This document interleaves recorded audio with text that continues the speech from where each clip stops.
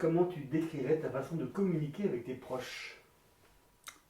Alors, ma façon de communiquer avec mes proches, elle est bien meilleure maintenant parce que j'ai appris une méthode, hein, que j'ai eu du mal à mettre en pratique, donc qui s'appelle la CNV, communication non violente.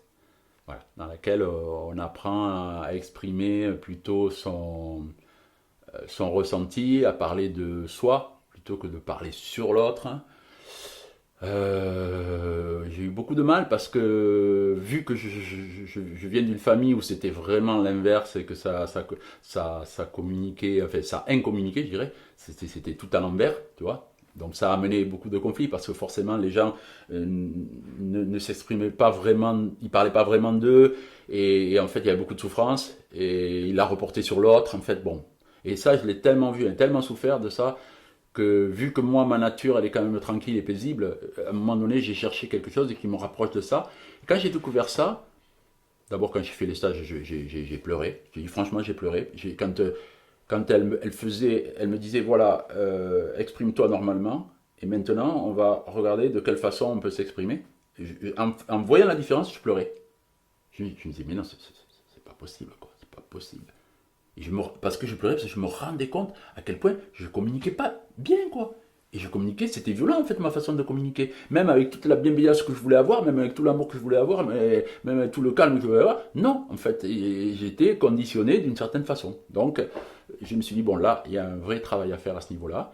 Alors je l'ai fait, j'y arrive pas tout le temps, mais quand même la plupart du temps maintenant, je me rends compte assez vite quand je communique mal, quand je commence à pointer du doigt à l'autre, tout ça et tout, je me dis, attends, qu'est-ce que tu ressens là?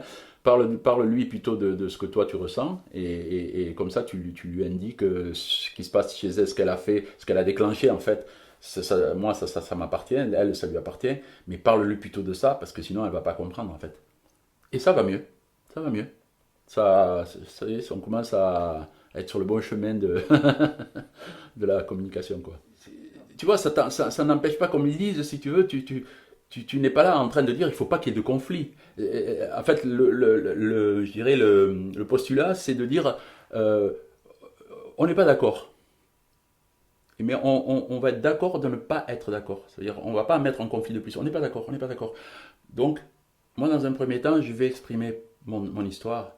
Et après, je vais t'écouter. Parce que souvent, on n'écoute pas, comme je vois les débats à la télé, tout ça, moi, franchement, alors là, tu me dis, qu'est-ce qui me peine? Alors ça me peine, je peux te dire, quand je vois des gens d'un tel niveau, je veux dire, qui sont à la tête, des présidents, des machins, qui communiquent de cette façon, qui se coupent la parole, tout ça et tout, là, je regarde, je me dis, waouh, waouh, waouh, on est à la maternelle, là, les amis, là, à la maternelle. Et après, tu te dis, mais c'est normal qu'après, il y ait ça. En fait, tu vois, les conséquences de ça. Bon, voilà, c'est ainsi.